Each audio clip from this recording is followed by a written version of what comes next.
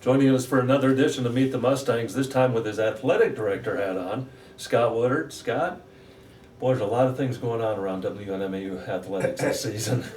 Yeah, Mike, there's always a lot of things going on around here. This job is never ending, but again, it's what I love to do. It's my passion, and I think, again, working with 18 to 22-year-olds day in and day out, and realizing that they're not perfect, they're going to make mistakes, but we got a great group. I think, again, I appreciate your blog this week on what you said. That I truly believe from top to bottom right now, our coaching staff understands what we're trying to do here. They understand Dr. Count's vision about student athletes, and everybody's bringing in great kids. We don't have a lot of issues right now with problems. The problems we do have are things that you expect from 18 to 22-year-old kids, but always a lot going on, definitely, always. Well, football team hasn't gotten off to a great start, but a lot of new faces, new coach. You've got some other programs that are really stepping up, though, this fall semester. I think, again, everybody gets an opportunity in the fall other than basketball to show bits and pieces of where they're headed, even our spring sports. Obviously, Kim Beatty's done a great job once again being able to take a group of student athletes and perform. Our women's program is once again going to contend for a national championship, I believe. We're definitely going to be the best in the West.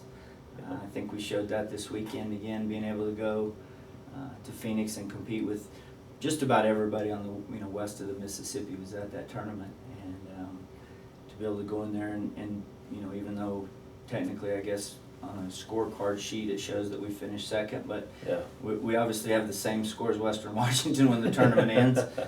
We've handled the two RMAC 1 and 2 tournaments and shown once again that we're the best team in the RMAC, which, as you and I both know, that's not the greatest golf conference in the country, but it's still, we weren't even picked to win the conference. So I thought it was kind of funny that, as much success as we've had in this conference and in this country from our women's golf program, that they were going to pick somebody else. So the other thing I really like about it is all these young ladies are from this part of the country.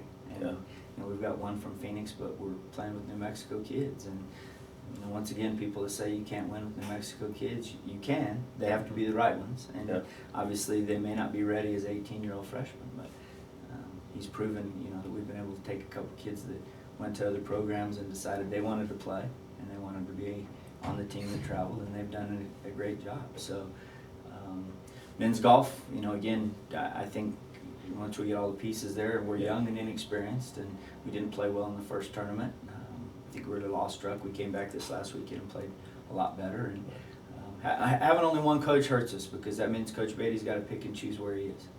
And Kristen helps us out, obviously. And, she's a great replacement to be able to go with the women, but it's hard to send somebody with the men's program that can understand what they need to do to be able to compete. And they played much better this week. So volleyball, very pleased with where we're at right now.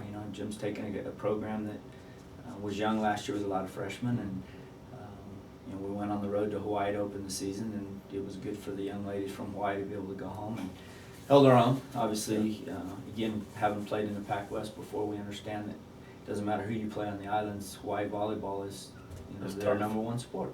So we came back, and I think we were exhausted when we got to Phoenix, and playing that one was kind of a wash because it was played on the road while you're out there because of budget. But we've gone through the conference, and to go through that 3-game swing that everybody had to go through 2 weeks ago, and to come out of there 2-1, it was very good. And the East Side's going to get to do that here in a couple weeks for homecoming. We're going to have 3 matches in a row, and they're going to have to play 3 nights in 3 different cities, and we'll see how that matches up. But we've got an opportunity to take care of business on the West Side, especially, and playing with girls that have got a year under their belts now has made a big difference. And it's just like pitching. You better have a setter. And Alyssa's come in and done a great job, and they've been able to get Natalie a lot of swings, which again is what you want. You want your senior having the most swings because she's been through it the most. And so again, just a lot of excitement going on right now, and obviously tennis is playing some. Our tennis kids, our men's 2 studs, are getting ready to go to Kearney this weekend to play in the ITA Central Regionals, and unless something weird happens, they should come back 1 and 2 out of that deal.